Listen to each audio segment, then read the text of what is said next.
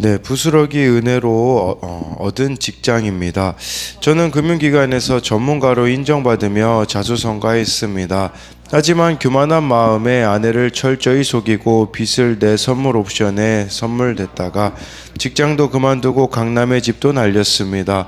이후 저는 아내를 따라 믿음의 공동체에 속해 구속사의 말씀을 듣고 저의 교만을 회개했습니다. 그런데 기도하면서 이력서를 아무리 내도 오라는 곳이 없으니 예수님이 대답하지 않으시는 것 같았습니다. 말씀으로 양육을 받으며 투자 중독을 끊고자 육체 노동을 하면서도 지인을 만날까봐 전전긍긍했습니다. 저의 배신으로 고통받던 아내는 주께 남편의 달란트를 사용할 수 있는 일터를 허락해달라고 간절히 기도했지만 저는 나이가 많아 마땅하지 않다고 생각해 포기했습니다. 그러다 어느 날 2년간 연락도 없던 취업 사이트에서 저의 전문성을 활용하고 나이가 많아도 일할 수 있는 금융 공기업을 알려왔습니다. 그래서 저는 예전 방식대로 밤을 새워 자기소개서를 준비했지만 서류 전형에서 떨어졌습니다. 그리고 며칠 뒤 최근 그곳에 합격한 한 직원으로부터 지원자 중에 자격이 부족한 사람은 하나도 없고 그저 운으로 됐다는 말을 듣게 되었습니다. 그제야 저는 이 직장은 내 능력이 아닌 하나님 은혜로 들어갈 수 있는 곳이구나 라고 깨달아졌습니다. 얼마 후 다시 채용 공고가 나서 예전 그대로 서류를 내니 면접에 오라는 연락이 왔습니다. 높은 경쟁률 속에 예전 같으면 예상 질문을 만들어 철저히 준비했겠지만 교회 공동체에 내 열심을 내려놓게 해달라고 기도를 부탁하며 주님의 부스러기 은혜를 묵상했습니다. 면접 당일에 면접위원들이 쉬운 질문은 저부터 대답하도록 하고 어려운 질문은 나중에 대답하도록 순서를 정해주는 놀라운 체험을 했습니다. 주께서 바랄 수 없는 중에 바라고 그 아내의 간절한 기도에 내 믿음이 크도다라고 응답하시어 합격하게 되었습니다. 내 능력이 아니라 온전히 주님의 은혜임을 증언하며 살겠습니다. 적용하기입니다. 투자 중독에서 헤어나오지 못하는 지체들에게 저의 간증을 전하고 그들을 위해 기도하겠습니다. 날마다 주님의 은혜를 되새기며 고객들을 정성껏 섬기겠습니다. 네, 그래서 이렇게 먼저는 이렇게 말씀의 양육을 받으며 투자 중독을 이렇게 끊었다라는 그런 끊어가고 있었던 이런 부분들과 동시에 2년 전 연락 없던 취업 사이트에서 이제 취업할 수 있는 기회가 있을 때 자기의 노력으로 이렇게 준비했다고 하잖아요. 예전 방식대로 밤을 새워 자기소개서를 준비했지만 이 직장은 내 능력이 아니라 하나님의 은혜로 갈 수 있는 곳이 깨달아져서 이렇게 내 열심을 내려놓게 기도 부탁을 하며 주님의 부스러기 은혜를 구했을 때 이렇게 또 취업이 되어지는 것을 또 보면서 이렇게 내 노력 지금 내 열심 이런 걸 우리가 또 내려놓지 못하여서 풀려지고 있지 않은 일들은 또 무엇이 있는지도 생각해 볼 수 있습니다. 네, 오늘은 마태복음 15장 21절부터 28절까지인데요. 21절에 예수께서 거기서 나가사 두로와 시돈 지방으로 들어가시니 예수께서 거기서 나갔대요. 거기 어디입니까? 바로 바리새인들이 예수님 제자들 손 안 씻습니다 막 하고 막 더럽다라고 막 비방한 그곳을 떠나가셨다라는 것이에요. 그리고 유대인들 입장에서는 가장 더럽게 여겨졌던 두로와 시돈 지방으로 들어가셨다라는 것이죠. 무엇을 말씀하고 있는 것입니까? 진짜 더러운 게 무엇인지 이걸 말씀해 주고 있어요. 진짜 더러운 게 무엇입니까? 바로 유대인들의 그 전통, 아집, 교만 그곳이 진짜 더러운 곳임을 예수님은 말씀하고 있는 것이에요. 근데 거기서 나가사라고 하는데요. 우리도 생각해 봐야 되는 것은 나의 이런 전통, 그러니까 말씀과 관련 없는 전통, 아집, 교만 때문에 예수님을 떠나게 하고 있지 않은가 돌아봐야 된다라는 것이에요. 근데 반대로 이렇게 외적으로 봤을 때는 정말 더러워 보이는 두로와 시돈 지방은 이곳에 절박한 영혼이 있기 때문에 예수님은 그곳을 향해 가셨다라는 것을 말씀해 주고 있는데요. 21절에 대한 적용 질문은요.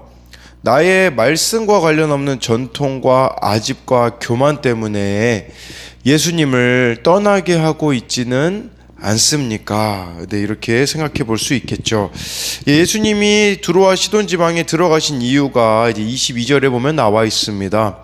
가나안 여자 하나가 그 지경에서 나와 소리질러 이르되 주 다윗의 자손이여 나를 불쌍히 여기소서 내 딸이 흉악하게 귀신 들렸나이다 하되라고 해서요. 여기서는 가나안 여자라고 하잖아요. 마가복음 7장 26절은 이렇게 나와 있습니다. 그 여자는 헬라인이요 수로보닉의 족속이라. 예, 이렇게 해서 수로보닉의 여인으로 나오거든요. 근데 왜 마태복음에서 마가는 가나안 여인이라고 했을까요? 네, 그 이유는 무엇이냐면요. 마태는 지금 이 마태복음은 유대인들과 관련이 있잖아요. 그러니까 예수님이 새로운 출애굽을 해주시는 분이다. 그런 관점으로 지금 마태복음이 기록이 되어진 것이거든요. 유대인의 구원이 그런 것이겠죠. 그러나 가나안 여자라고 말한다면 이 여자는 구원과는 너무나도 동떨어진, 멀리 떨어진 여인임을 강조하기 위함이다라는 거예요. 이렇게 우리 생각에는 너무 멀리 구원과 떨어져 있는 그 사람조차도 구원의 대상이다라는 것을 우리들에게 잊지 말라는 것이겠죠. 이 여인은요, 주 다윗의 자손이요, 기도의 대상이신 예수님을 바르게 알아봤다라는 거죠. 나를 불쌍히 여기소서. 이것은요, 자신이 할 수 있는 것이 아무것도 없음을 고백하고 있다라는 거예요. 왜 자신이 할 수 있는 게 아무것도 없게 되었습니까? 여기 나와 있잖아요. 내 딸이 흉악하게 귀신 들렸나이다. 네, 이렇게 고백하고 있는 거죠. 그러니까 딸이 귀신 들리고 나니까 자기가 할 수 있는 게 아무것도 없는 거예요. 네, 뭐 학벌이나 명예나 그 어느 것도 할 수 있는 게 없는, 나를 불쌍히 여기소라는 것은 내가 죄인이라는 인식을 이 여인이 가지게 되었다라는 것이 아니겠습니까? 네, 그러면요, 우리가 또 한 가지 여기서 기억해야 되는 건 내 딸이 흉악하게 귀신 들렸다. 내 자녀가 귀신 들렸다라는 걸 알아야 됩니다. 네, 예수님 없이 잘 살고 있는 자녀, 귀신 들린 자녀입니다. 배우자도 마찬가지예요. 예수님 없이 잘 되어 가고 있는 배우자, 귀신 들린 배우자입니다. 그러니까 영적인 상태를 두고서 우리가 기도해야 되는데, 네, 우리는 그냥 육적인 것들만 보고서는 만족하고 있지는 않는가? 그러니까 지금 우리가 주님 앞에 나와서 기도하는 사람들이 얼마나 적습니까? 뭐 새벽 기도만 해도 마찬가지죠.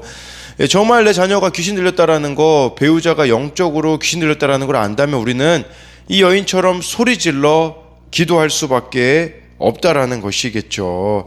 그래서요, 이 22절에 대한 적용 질문으로는요, 나를 낮아지게 하는 사건은 무엇입니까? 그 사건으로 내가 의지하던 많은 것이 헛됨을 깨닫게 되었나요?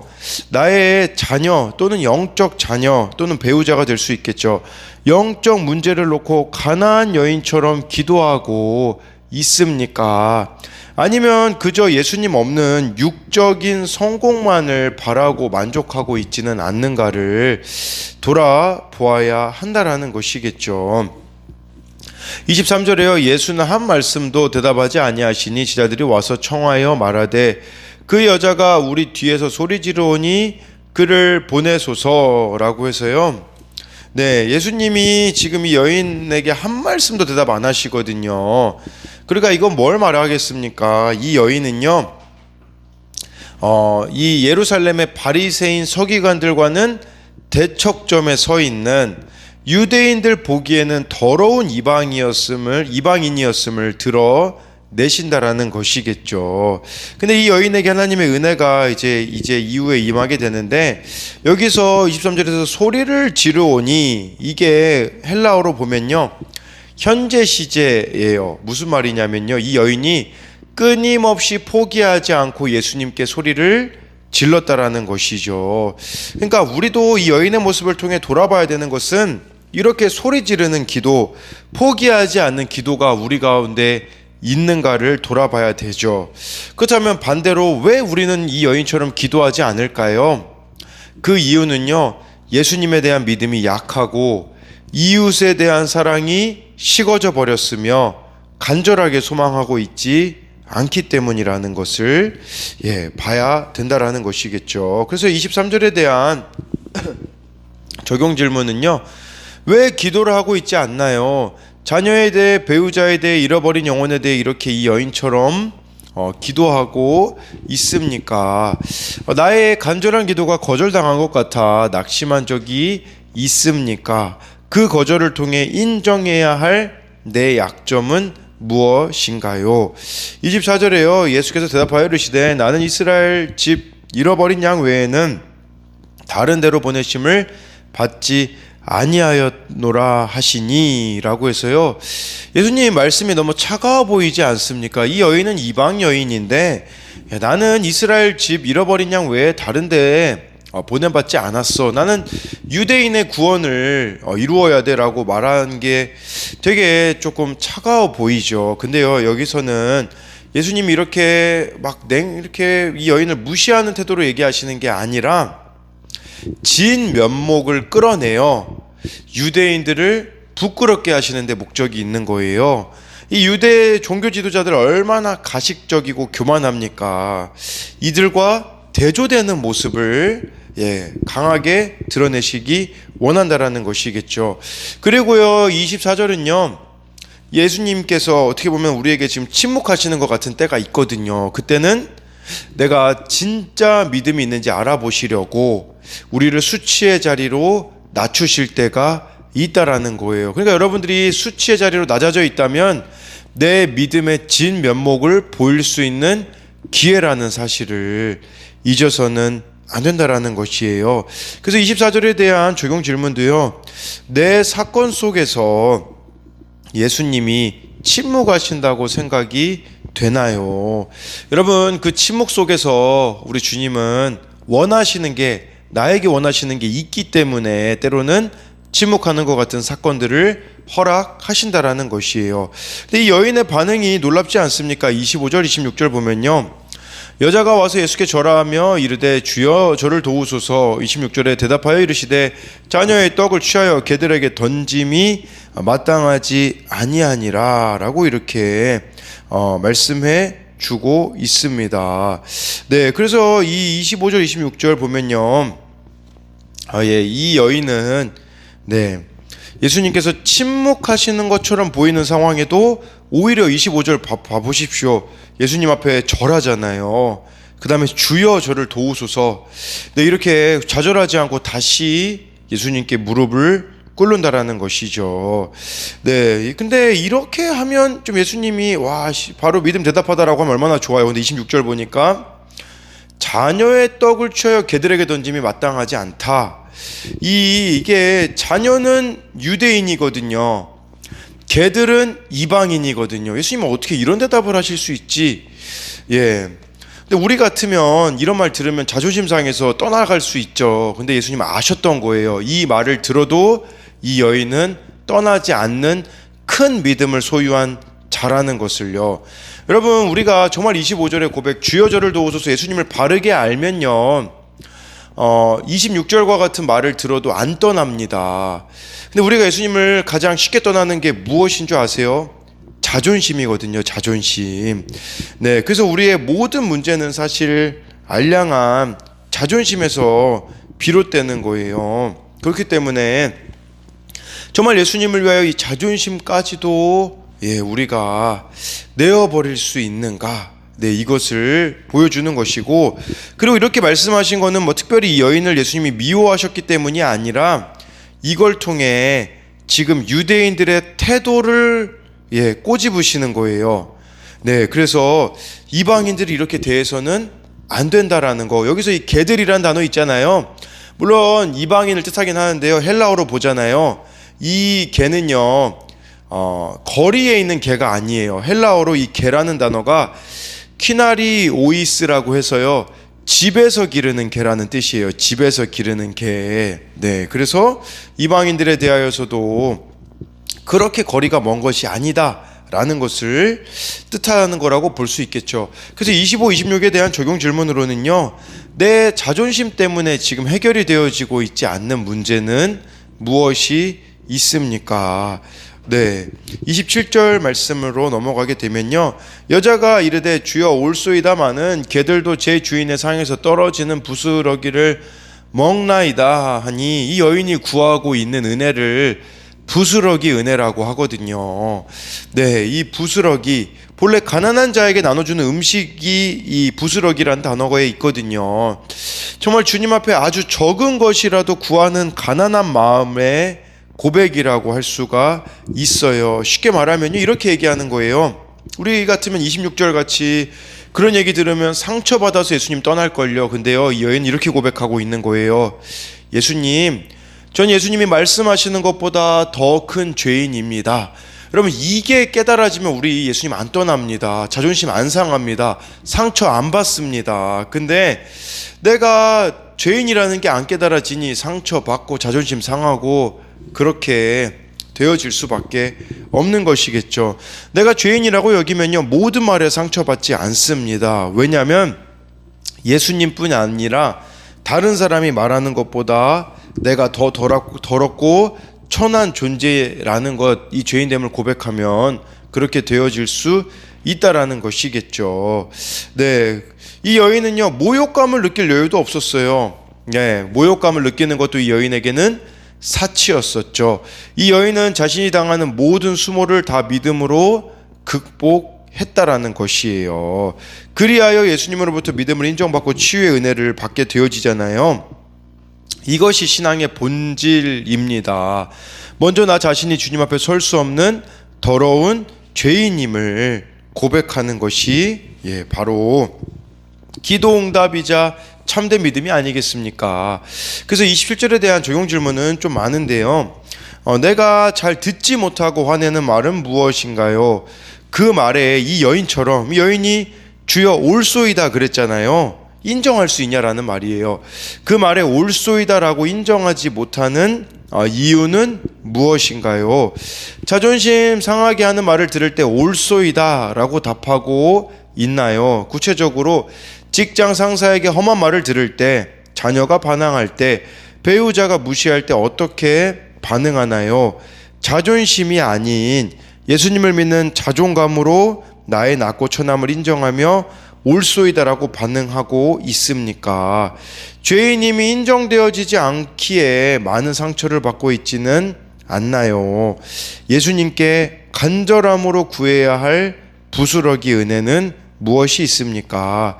마지막으로 28절 보면요, 이에 예수께서 대답하여 이르시되 여자여 내 믿음이 크도다. 내 소원대로 되리라 하시니 그때로부터 그의 딸이 나으니라. 여기서 여자요, 이게 귀나이거든요, 헬라어로요.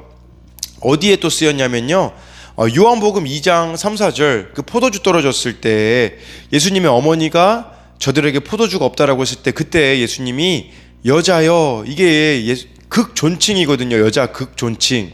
그러니까 이 여인을 예수님은 높이셨다라는 뜻입니다. 여자여 내 믿음이 크도다. 여러분, 이 마태복음에요, 믿음 크도다라고 말한 사람이 딱 두 사람밖에 없어요. 그 누구냐면 백부장, 자기 종 죽어갈 때 병 걸렸다라고 찾아온 그 백부장, 그리고 여기 나와 있는 이 가나안 여인.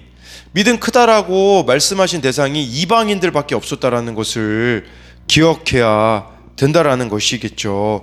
그리고 우리나라 말 성경에는 빠졌는데요, 여기서 여자여 앞에 오라는 감탄사가 붙습니다. 오 여자여, 이렇게 예수님이 말씀하셨거든요. 그러니까 예수님이 감탄하실 만한 믿음, 이거 우리 소유하고 있는가 돌아봐야 한다라는 것이겠죠. 그래서 지금 이 여인의 믿음이 크다라고 한다라는 것은 우리들에게서 무엇을 말하겠습니까? 바로 유대인이라고 해도 회개하지 않으면 하나님 나라에 참여할 수 없고, 이방인이라고 할지라도 하나님의 말씀을 듣고 깨닫고 믿고 간구하면 은혜로 주어진 나라에 참여할 수 있다라는 것을 기억해야 되는 것이죠. 그러니까 지금 여기에 계신 여러분들 같은 경우는 유대인일 수 있거든요. 그러면 우리들에게 있어서 경계해야 되는 것은 뭐냐면, 저 가나안 여인들, 우리 생각에는 구원하고 너무 동떨어져 있는 사람들 있잖아요. 저 사람이 과연 예수 믿고 변화되어질 수 있을까 하는 그 사람들도 예수님 앞에 변화되어질 수 있다라는 믿음을 우리가 가져야 되는 것이 오늘 말씀을 통해서 필요한 것이 아니겠습니까? 그리하여 마지막으로 28절에 대한 적용 질문으로는요, 나의 믿음은 예수님께서 감탄하실 만한 믿음인가요? 이것을 돌아봄으로써 정말 오늘 말씀에 우리가 이 여인의 모습을 보며 알량한 자존심, 또 내가 참 많은 말들에 상처받고 있다라는 그 부분을 생각해 볼 때에 그것이 오히려 그것을 가지고 예수님께 나아가야 되고 나의 죄인됨을 고백한다면 해결되어질 수 있는 문제인데, 내 죄가 안 보이기에 내가 누구인지 모르기 때문에 지금 상처받고 있지는 않는가를 돌아봄으로써 정말 오늘 이 말씀에 큰 믿음이라고 칭찬해 주시는 이 주님의 칭찬을 받는 저와 여러분들이 되기를 소망합니다.